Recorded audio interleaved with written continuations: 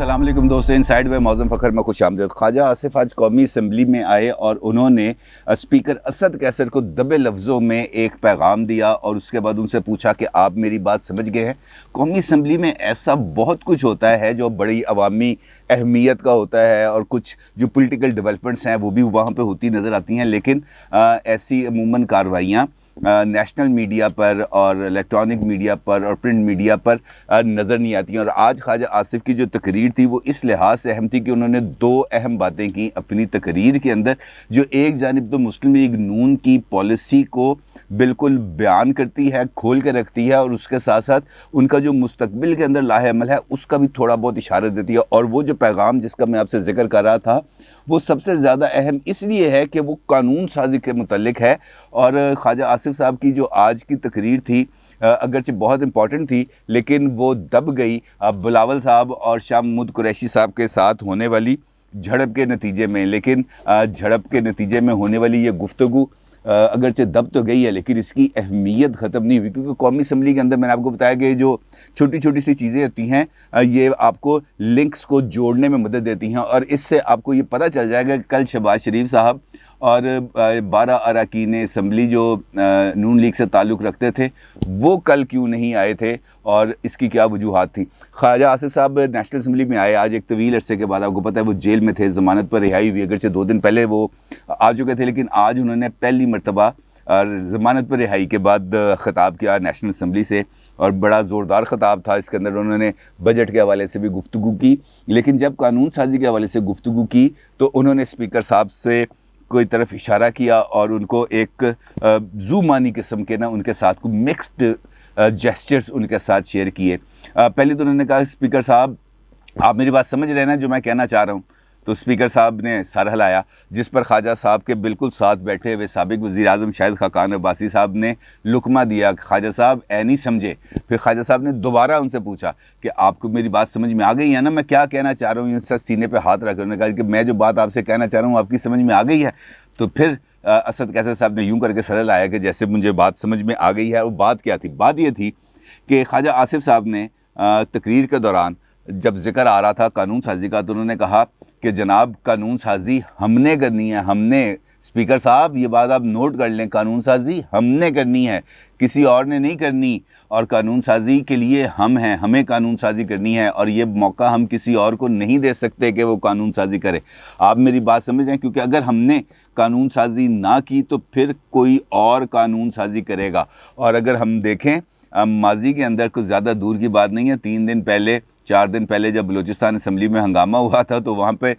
जो जाम कमाल साहब हैं वज़ीर आला बलूचिस्तान, उनकी तरफ से ये शगुफ़ा छोड़ा गया था कि जनाब बजट की कापियाँ हमें 3 बजे मिली, काबीना भी नहीं पड़ा था, और हम बजट लेके आ गए इधर प्रोविंशियल असम्बली, और यहाँ पे हमने 5 बजे बजट पेश कर दिया। तो वो बजट किसी ने तो तैयार किया था जो उनको नहीं पता। और कौमी असम्बली के अंदर अगर अचानक से 20-21 बिल पास हो जाए और किसी ने भी ना पढ़े हों तो उसका मतलब यह है कि वो कानून साजी इधर नहीं हो रही, किसी और जगह पे हो रही है। और ख्वाजा आसिफ साहब का उनको ये पैगाम कि जनाब कानून साजी हमने करनी है, तो बिटवीन दी लाइंस ये आमादगी ज़ाहिर की मुस्लिम लीग नून ने कि जनाब मुस्तकबिल में जो भी कानून साजी होगी हम इसमें आपके लिए भरपूर ताउन करेंगे। मेरा तो ये ख़्याल है कि इस बात का यही मकसद निकलता है ख्वाजा आसिफ साहब का कि जनाब कानून साजी चाहे आइनी इस्लाहात पर हो, चाहे टर्म के हवाले से हो, चाहे जो रिफॉर्म्स के हवाले से हो, चाहे फनास बिल के हवाले से हो, चाहे नैब के इख्तियारात के हवाले से हो, ये कानून साजी आप करें, हम आपका साथ देंगे। क्योंकि ख्वाजा आसिफ साहब नून लीग के अंदर वो उन शख्सियात में से शामिल हैं जो मुफाहमती बयानिए के बहुत ज़्यादा अलंबरदार हैं। अगर आपको याद हो जब army chief general Qamar Javed Bajwa की एक्सटेंशन का मामला आया था तो उस वक्त भी ख्वाजा आसिफ साहब ने नून लीग की पार्लिमानी पार्टी के इजलास में ये कहा था कि जनाब हम अनकंडीशनल जो आर्मी चीफ साहब की एक्सटेंशन है इस पर सपोर्ट करेंगे। जिस पर वहाँ पर लोग बैठे हुए जो अरकान असम्बली थे उनका ये कहना था कि आप हमें डिक्टेट कर रहे हैं, ये फ़ैसला आपने किया है या कहीं से आया, हमें तो इस फ़ैसले की किसी तरह से कोई इत्तला नहीं मिली। तो उन्होंने कहा ये फ़ैसला नवाज़ शरीफ का जो मैं आपको सुना रहा हूँ। उसके बाद फिर खैर नून लीग ने उस लेजिस्लेशन पर सपोर्ट की, लेकिन उसके बाद फिर जो वाक़यात हुए تو اس کے نتیجے میں خواجہ آصف صاحب اور نواز شریف صاحب کے درمیان کچھ دوریاں بھی پیدا ہوئیں جو آج تک موجود ہیں، اور آپ کو خواجہ آصف صاحب کچھ زیادہ نون لیگ کی پالیٹکس میں جو کچن کیبنٹ پالیٹکس ہے اس میں کچھ زیادہ ایکٹیو نظر نہیں آ رہے ہوں گے۔ دوسرا انہوں نے اہم بات کی خواجہ آصف صاحب نے، وہ اہم بات یہ تھی کہ حکومت اپنی ٹرم 2023 تک پوری کرے گی، یہ خواجہ آصف صاحب نے آج قومی اسمبلی میں کہا۔ اور خواجہ آصف صاحب کے کہنے کا مطلب یہ ہے کہ نون لیگ اور خاص طور پر شہباز شریف صاحب اور ان کے ساتھ جو ان کے رفقا کار ہیں وہ یہ چاہتے ہیں کہ حکومت اپنی آئینی مدت پوری کرے جو 2023 میں ہے، اور نون لیگ کسی بھی صورت ان کے لیے کوئی پرابلم پیدا نہیں کرنا چاہتی، اور یہ بہت بڑا شفٹ ہے کیونکہ جو ان ہاؤس چینج کا معاملہ تھا وہ شہباز شریف صاحب اس پر آمادہ بھی تھے اور اس پر ان کے ساتھ کوئی بات چیت ہوئی تھی، لیکن اب لگ رہا ہے کہ دوبارہ اس معاملے میں کچھ اور گیو اینڈ ٹیکس ہوئے ہیں، اور اس کے نتیجے میں یہ 2023 تک کی جو ایکسٹینشن ملی ہے وہ بڑی معنی خیز ہے، اور اس کی کے نتیجے میں اگلے سارا پولیٹیکل سیٹ اپ ڈیولپ ہوگا کیونکہ جو 2023 تک کا معاملہ ہے وہ تو خود عمران خان صاحب یہ چاہتے ہیں کہ وہ قبل از وقت انتخابات کرا دیں، اور نون لیگ بھی یہ چاہتی ہے کہ ہم اس اسمبلی کو نہ گرائیں، ہم اس حکومت کو نہ گرائیں، یہ حکومت اگر خود گرے تو ویل اینڈ گڈ۔ اور یہ جو اسٹریٹجی ہے یہ اسٹریٹجی دو طرفہ ہے، اس کا نون لیگ کو فائدہ بھی ہو سکتا ہے اور اس کا نقصان بھی ہو سکتا ہے۔ یقینی طور پر ان کی اپنی پولیٹکس ہے، وہ اپنی پارٹی ہے، وہ جس طرح کا فیصلہ کر سکیں اس میں ان کو زیادہ سوجھ بوجھ ہے، لیکن میرا نہیں خیال کہ یہ فیصلہ نون لیگ کے لیے کچھ زیادہ کارآمد ثابت ہو سکتا ہے کیونکہ جس طرح میں نے کل بھی آپ کے ساتھ بات کی تھی کہ اگر یہ جو چند ایک اقدامات ہیں یہ ہو گئے تو اس سے ٹیبل ٹرن ہونے کا امکان پایا جاتا ہے، اور اگر نون لیگ حکومت کو اپنے اس ریفارمز ایجنڈے پر،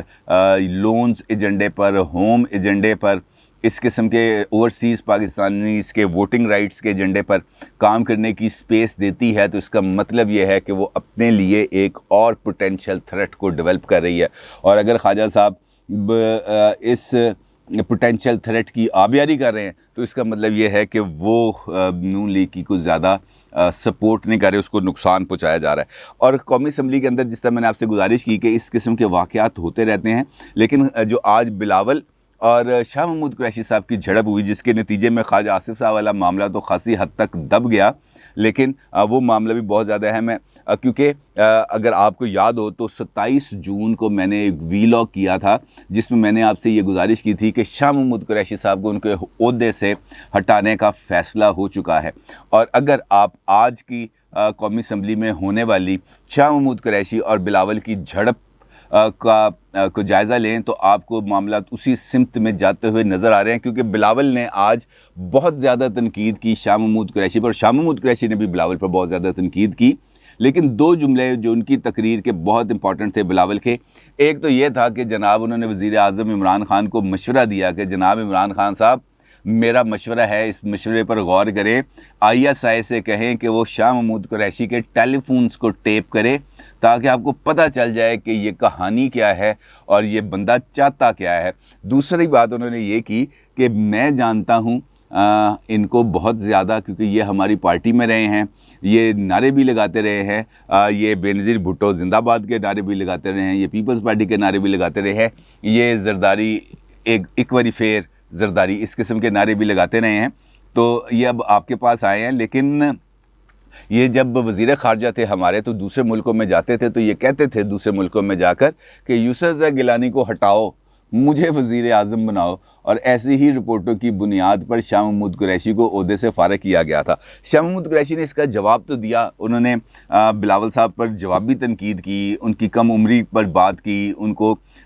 جو سیاست نہ آنے پر، سیاسی ذہن نہ رکھنے پر، زیادہ جذباتی ہونے پر اس قسم کی انہوں نے جواب دیے، لیکن یہ جو معاملہ تھا وزیر خارجہ ہوتے ہوئے اپنے وزیر اعظم کے خلاف بیرون ملک جا کر لابنگ کرنے کا، اس معاملے پر شاہ محمود قریشی نے بلاول کو کسی قسم کا کوئی جواب نہیں دیا، اور یہ ایسا تاثر دیا جیسے یہ بات ہوئی نہیں، اور اگر بلاول نے یہ بات کی اور شاہ محمود قریشی اس کا جواب دے دیتے تو شاید اس سٹوری کے اندر کچھ اور ٹوسٹ آ جاتا اور زیادہ کہانی کھل کے سامنے آتی کہ شاہ محمود قریشی کو پیپلز پارٹی سے الگ ہونے کی کیا ضرورت پیش آئی تھی اور اب وہ کیا کرنے جا رہے ہیں. کیونکہ میں نے آپ کو پہلے بھی آپ سے گزارش کی تھی کہ شاہ محمود قریشی بھی ان 6 وزراء میں سے ایک تھے جنہوں نے army chief general Qamar Javed Bajwa سے ملاقات کے دوران عمران خان کی شکایتیں لگائی تھیں، جس پر عمران خان نے خاصی برہمی کا اظہار کیا تھا. اور یہ جو معاملات اس وقت چل رہے ہیں ان کا لاجیکل اینڈ بھی اسی سمت میں ہوتا ہوا نظر آ رہا ہے کہ شاہ محمود قریشی صاحب بہت جلد کسی نئی پرواز پر نکلیں گے، اور پرواز پر نکلنے سے مطلب یہ ہے کہ وہ اپنے عہدے سے ہاتھ دھو بیٹھیں گے. اب یہ جو صورتحال اس وقت نیشنل اسمبلی میں چل رہی ہے وہ بھی آپ کے سامنے اب کھل کے عیاں ہو چکی ہے کہ مسلم لیگ نون واضح طور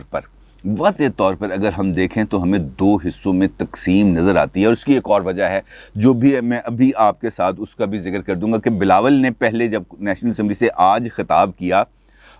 تو اس سے پہلے کل جب خطاب کیا تھا تو اس کے جواب میں آج احسن اقبال صاحب نے کھڑے ہوئے اور کھڑے ہو کر انہوں نے یہ کہا کہ بلاول نے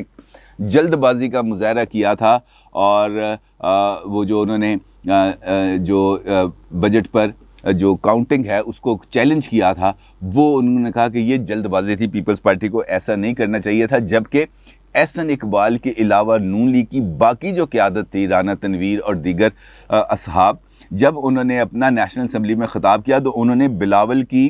اس بات کو انڈورس کیا کہ بلاول نے جب کاؤنٹنگ کو چیلنج کیا تو اسپیکر صاحب نے اس پر کاؤنٹنگ نہیں کرائی، کیونکہ اس وقت اپوزیشن کا یہ کہنا ہے کہ اس وقت گورنمنٹ کے 172 اراکین موجود نہیں تھے، اور اگر وہ موجود نہیں تھے تو بجٹ کا منظور ہونا مشکل تھا، اور جو اس پر اسپیکر نے ان کو NRO دیا کہ وہ اپنا بجٹ پاس کرا سکے. لیکن جو بھی ہے اس ساری صورتحال میں کل اپوزیشن کا بجٹ کو اگر ان کو یقین تھا کہ 172 اراکین گورنمنٹ کے موجود نہیں ہیں فائنل کاؤنٹ کے دوران، تب ان کو اس بجٹ کے اندر روڑے اٹکانا چاہیے تھے. لیکن چونکہ اس وقت خود اپوزیشن کے اراکین اسمبلی میں موجود ہی نہیں تھے جو اس ساری کارروائی کو چیلنج کرتے، جس کے نتیجے میں یہ میس اپ ہوا. لیکن جو نون لیگ کے اندر اس وقت بیانیے کا جو کنفیوژن ہے وہ بہت زیادہ کھل کے سامنے آ رہا ہے، اور اس کے ساتھ ساتھ جو خواجہ آصف صاحب کا رول اس میں بہت زیادہ کنفیوزنگ بنتا جا رہا ہے. اور اس کی وجہ سے صورتحال کے اندر جو پولیٹیکل نیریٹو بلڈنگ ہے، میرا خیال ہے نون لیگ کو مستقبل میں اس کے لیے خاصی پریشانیاں ثابت ہوں گی، ان کو سامنے آئیں گی. اور اسی لیے شاید اب نواز شریف صاحب نے مریم صاحبہ کو دوبارہ مرکزی رول دینے کا فیصلہ کیا ہے، اور اسی لیے وہ اب 4 جولائی کو سوات میں جلسہ بھی کریں گی، 5 جولائی کو PDM کے سربراہ اجلاس میں بھی شریک ہوں گی، اور نون لیگ کی سیاست کو ووٹ کو عزت دو کے بیانیے پر واپس لانے کی کوشش کریں گی. اپنی رائے کا ضرور اظہار کیجیے گا. آپ کا بہت شکریہ. اللہ حافظ.